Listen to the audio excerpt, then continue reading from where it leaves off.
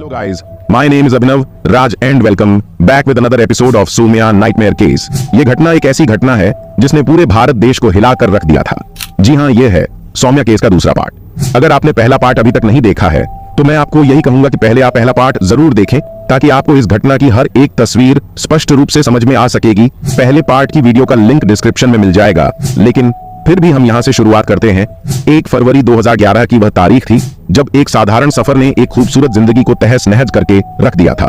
यह घटना न केवल केरल बल्कि पूरे भारत के सबसे भयानक और दिल दहला देने वाली घटनाओं में से एक था। यह घटना केरल राज्य के रणकोलम से शुरू होती है, जहां सौम्या अपनी सगाई के लिए ट्रेन में सवार होकर सरनोर के पास स्थित अपने गांव जा रही थी। वह ट्रेन में महिलाओं के डिब्बे में सफर कर रही थी और रास्ते में अपने सहयात्रियों से हंसी मजाक करती हुई सफर तय करती जा रही थी। सब कुछ अभी सामान्य ही लग रहा था और हर कोई यात्रा का आनंद ले रहा था। लेकिन जैसे ही ट्रेन एक स्टेशन पर पहुंची, अधिकांश महिलाएं उस स्टेशन पर उतर गई और अचानक ही डिब्बे में सौम्या अकेली पड़ गई। इसीलिए वह दूसरे महिलाओं के डिब्बे में चली गई। लेकिन उसका दुर्भाग्य था या फिर कुछ और कि उस डिब्बे में भी कोई महिला यात्री मौजूद नहीं थी। इनफैक्ट कोई था ही नहीं।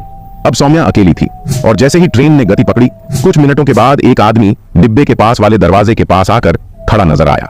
उसी आदमी ने देखा कि एक महिला के डिब्बे से कुछ गिर रहा है, जो कि कोई सामान्य वस्तु नहीं था बल्कि खुद सौम्या ही थी। अब सवाल यहाँ पर वही उठता है गाइस, जो कि आपके मन में पहले पार्ट को देख करके उठे थे कि आखिरकार सौम्या के साथ अचानक से ऐसा क्या हुआ, वह कैसे गिर गई, जबकि कुछ समय पहले तो वह बहुत ही खुशी खुशी सभी से बातें कर रही थी। और फिर अचानक उसके साथ ऐसा क्या हुआ, इसका कोई ठोस सबूत नहीं था कि वह खुद से ऐसा कर सकती थी। इसीलिए यह सवाल और भी गंभीर होता जा रहा था कि आखिरकार उसके साथ ऐसा क्या हुआ था। पुलिस को जब इसकी जानकारी मिली तो वह तुरंत अपनी पूरी टीम के साथ घटनास्थल पर पहुंची। जब पुलिस ने जांच शुरू की तो उन्होंने सौम्या को बहुत ही बुरी और गंभीर हालात में पाया। लेकिन यहाँ पर एक और बात यह थी कि जिसने पुलिस की जांच को और भी ज्यादा रहस्यमय बना दिया था, सौम्या उस जगह पर नहीं मिली थी जहां पर वह गिरी थी। जब खोजी कुत्तों को बुलाया गया तो उन कुत्तों ने उसे पास के ही जंगल में लेकर के गए जहां सौम्या की खोज पूरी की गई।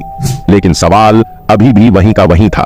तो अब हम आपको इस मामले की आगे की घटनाएं बताने जा रहे हैं जो कि आपके रोंगटे खड़े कर देगी। वह व्यक्ति जो कि महिलाओं के डिब्बे के दरवाजे के ठीक सामने खड़ा था, उसने सिर्फ सौम्या को गिरते हुए नहीं बल्कि उसने कुछ और भी देखा था, जो कि उसे देख करके उसकी आत्मा हिल गई थी, क्योंकि उसने सोचा भी नहीं था कि कोई व्यक्ति इस तरह का हो करके ऐसा भी कर सकता है। महिलाओं का वो डिब्बा जो कि सौम्या के सफर का हिस्सा था, जो कि बिल्कुल खाली था। जब वह व्यक्ति दरवाजे के पास खड़ा ही था तब उसने देखा कि एक आकृति डिब्बे से बाहर आती हुई नजर आ रही है। वह आकृति कोई और नहीं बल्कि एक विकलांग व्यक्ति की थी जिसका एक हाथ नहीं था। वह व्यक्ति जो पहले वलथल नगर से स्टेशन पर देखा गया था, उसने देखा कि वह आदमी डिब्बे से बाहर निकलकर सौम्या की ओर बढ़ता जा रहा है और यहीं से यह मामला और भी ज्यादा रहस्यमय हो जाता है। इस बात में कोई संदेह नहीं था कि सौम्या के साथ कुछ भयानक हुआ था। जब यह विकलांग व्यक्ति कूदा था तब तक ट्रेन काफी धीमी गति में थी, क्योंकि ट्रेन अब भी क्रॉसिंग से गुजर रही थी। यह व्यक्ति कोई सामान्य यात्री की तरह नहीं था, क्योंकि वह अपराध करने के इरादे से ही ट्रेन पर सवार हुआ था। अब इस केस को ध्यान से समझने के लिए हमें हर एक छोटी छोटी बातों को ध्यान से समझना होगा। अब जैसे जैसे जांच आगे बढ़ी तो पुलिस को इस विकलांग व्यक्ति के खिलाफ कुछ ठोस सबूत मिलने शुरू हो गए। सौम्या के नाखून में अपराधी के त्वचा के अंश पाए गए। जैसे यह तो स्पष्ट हो चुका था कि सौम्या ने खुद को बचाने के लिए काफी संघर्ष किया होगा। इसके अलावा पुलिस को महिलाओं के डिब्बे में खून के धब्बे, टूटे हुए बटन और साथ में बालों में लगाने वाली एक क्लिप भी मिली थी। सभी सबूत इस बात की और इशारा कर रहे थे कि सौम्या पर पहले हमला किया गया था और फिर उसके बाद उसके साथ दुष्कर्म किया गया होगा। लेकिन सवाल का जवाब अभी भी आधा अधूरा ही था और उस जवाब की तलाश में पुलिस ने अपनी जांच को और तेज कर दिया। जांच के दौरान पुलिस को पता चला कि वह व्यक्ति कोई साधारण व्यक्ति नहीं था। उस अपराधी का असली नाम गोविंदा चमी था और वह तमिलनाडु से आया था। और फिर आगे के इन्वेस्टिगेशन में पुलिस को यह भी कंफर्म हो गया था कि गोविंदा चमी उस रात उसी ट्रेन में सफर कर रहा था। इसीलिए पहले उसे हिरासत में लिया जाता है और उससे पूछताछ करना शुरू कर दिया।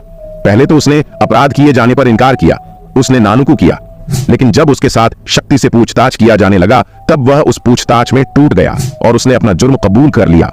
और गोविंदा चम्मी ने जो भी अपने बयान में खुलासा किया उसे सुनकर के सभी के होश उड़ गए और सुनने वालों को यह हजम नहीं हो रहा था कि आखिरकार एक विकलांग व्यक्ति इस हद तक नीचे गिर सकता है। आखिरकार उसकी गिरफ्तारी के बाद पुलिस ने उसकी पूरी जानकारी जुटाई तो पाया कि वह एक सीरियल अपराधी है जिसने पहले भी इस तरह के बहुत सारे अपराध को अंजाम दिया था, जिसके कुछ रिकॉर्ड दाखिल थे तो कुछ नहीं भी। अब सौम्या के साथ उसने क्या कुछ किया था ट्रेन के अंदर उसके बारे में तो हम आगे बात करेंगे, लेकिन उससे पहले सवाल यह था कि आखिरकार सौम्या को इंसाफ मिला या फिर नहीं। तो इस मामले की सुनवाई तेजी से आगे हुई और फिर गोविंदास्वामी को फांसी की सजा सुनाई गई। लेकिन इस कहानी में एक बड़ा तब आता है जब यह मामला सुप्रीम कोर्ट तक पहुंच जाता है। जो सुप्रीम कोर्ट ने अपने फैसले में कहा कि सौम्या की जान ट्रेन से गिरने के कारण गई है, न कि गोविंदा चांद के द्वारा धक्का दिए जाने के कारण। इस आधार पर कोर्ट ने उसकी फांसी की सजा को टाल करके 7 साल की जेल की सजा में बदल दिया। ने पूरे केरल को छोड़कर रख दिया और वे सभी गुस्से से भर गए। सुप्रीम कोर्ट का यह फैसला बहुत ही विवाद में आ चुका था। राज्य भर के लोग इस फैसले से नाराज थे। जनता का गुस्सा चरम पर था, खास करके उन लोगों का जो इस घटना के गवाह बने थे। केरल के मुख्यमंत्री ने भी इस फैसले पर बहुत ही ज्यादा आपत्ति जताई थी और कहा था कि यह न्यायपूर्ण फैसला नहीं है। इस फैसले ने न केवल केरल के लोगों को बल्कि पूरे भारत के लोगों को सोचने पर मजबूर कर दिया था, जबकि उसने न केवल सौम्या के साथ बर्बरता की बल्कि उसकी जान जाने का कारण भी बना था। और अब इस मामले में पुलिस और फॉरेंसिक टीम ने मिलकर जो सबूत इकट्ठे किए थे वे गोविंदास्वामी के खिलाफ बहुत ही मजबूत थे। उन्होंने महिलाओं के डिब्बे में के धब्बे पाए थे, तो उनके शरीर पर काफी गहरे चोट के निशान पाए थे और उनके नाखूनों में उसके त्वचा के अंश भी पाए थे और डिब्बे के बाहर पटरियों पर भी के धब्बे मिले थे। फॉरेंसिक रिपोर्ट और सबके परीक्षण के बाद रिपोर्ट में यह भी स्पष्ट रूप से कहा गया था कि सौम्या की जान जाने के पीछे का कारण उसके सिर पर और मस्तिष्क पर बहुत ही गहरे चोट लगने की वजह से हुई है, जो कि ट्रेन से गिरने के बाद ही लगी थी। लेकिन इससे भी पहले जो भी कुछ सौम्या के साथ हुआ था वह और भी ज्यादा भयानक था। उसने बताया कि जब उसने देखा कि महिलाओं के डिब्बे में बहुत ही कम यात्री हैं, वे किसी कमजोर शिकारी की तलाश में जुट गया था और फिर उसने सौम्या को अकेला देख करके निशाना बनाया था। जब ट्रेन वलथल नगर से स्टेशन पर रुकी तो उसने वहीं पर उतरकर चुपके से उसके पीछे के दरवाजे से उस डिब्बे में प्रवेश किया और जब ट्रेन ने थोड़ी रफ्तार पकड़ी तो सौम्या के साथ वह जबरदस्ती करने की कोशिश करने लगा। जब सौम्या ने उसका विरोध करना शुरू किया तो उसने उसे बुरी तरीके से उसे पीटा और फिर ट्रेन से बाहर ला दिया।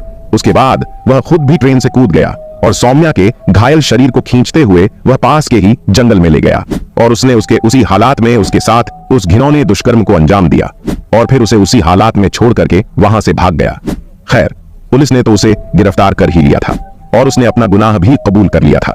लेकिन जब यह मामला सुप्रीम कोर्ट में पहुंचा तो बात यहीं पर अटकी रह गई कि इस बात का कोई सबूत नहीं था कि गोविंदास्वामी ने उसे ढा दिया था, इसीलिए उसकी फांसी की सजा को रद्द कर दिया गया और उसकी सजा को 7 साल में जेल में तब्दील कर दी गई थी। और इस फैसले को बदलने के लिए सौम्या के परिवार ने अपनी पूरी एड़ी छोटी तक का जोर लगा दिया, लेकिन उससे कोई फायदा नहीं हुआ।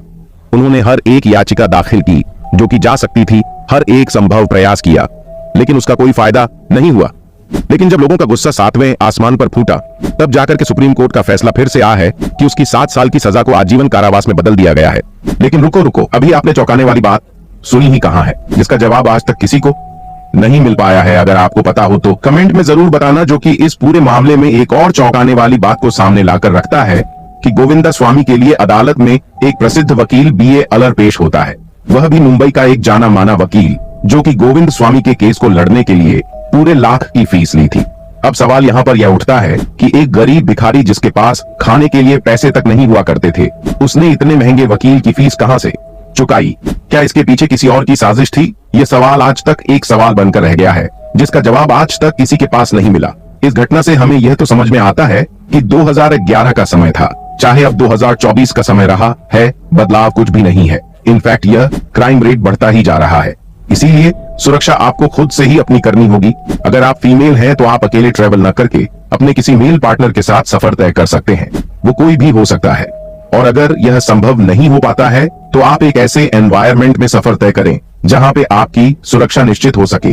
तो फिर ये वीडियो ज्यादा से ज्यादा शेयर करें ताकि और लोग भी थोड़ा अवेयर हो सके। तो फिर मिलते हैं किसी और नई क्राइम की वीडियो के साथ, तब तक के लिए बने रहे हमारे साथ।